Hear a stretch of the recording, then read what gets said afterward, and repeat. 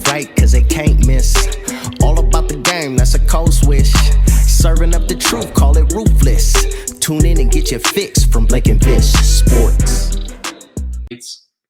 Is this news? This was dropped tonight, I want to say an hour and a half ago on Tuesday night at like 9 Central. So the Cowboys released Jaylon Smith. They tried to trade him, and basically they couldn't. So they cut him. There's some dead cap there. I want to say $16 million in total, 7 this year, 9 next year.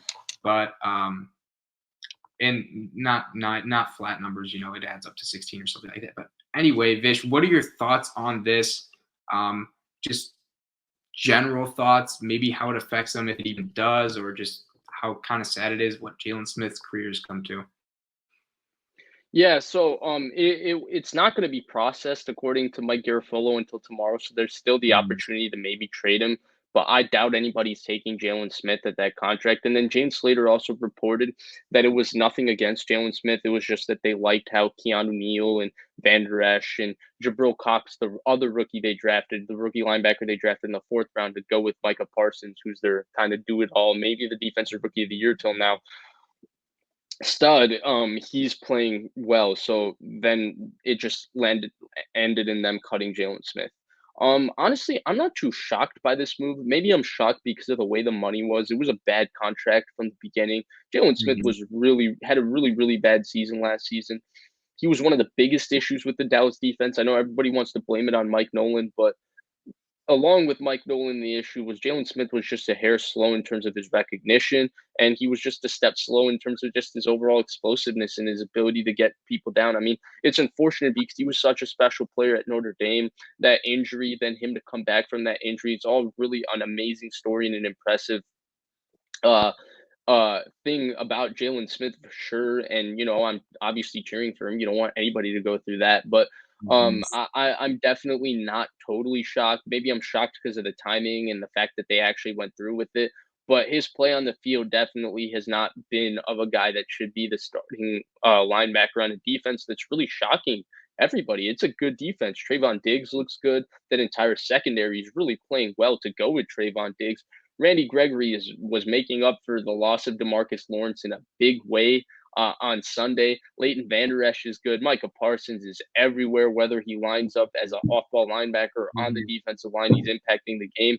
And Dan Quinn is having them playing fast and physical, and he's more creative than I would have ever expected Dan Quinn to be in terms of with his defensive calls. So it's a good defense that's getting better, and it's a young, fast, ferocious defense. And I guess they just didn't have a place for Jaylon Smith with that anymore. Yeah, I'm with you on the whole 2016 sort of situation, because that's when he was drafted. He was supposed to be a top 5 pick.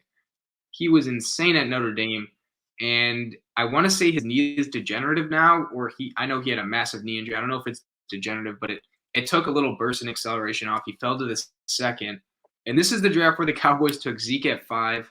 They took him in the 2nd. They took Dak in fourth round. So this is just a cornerstone draft for them. These guys have been here for a few years.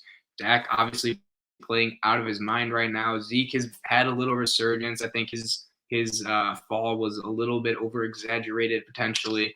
But unfortunately, yeah, Jaylon Smith got cut. And I think it's in a large part to do to Keanu Neal. Now, I didn't know this was like happening in the offseason, but he's been adding weight to go from safety, because he was on the Falcons previously, to now being middle linebacker for the Cowboys. And I think that's a large part as to why he's gone. And then Parsons being there.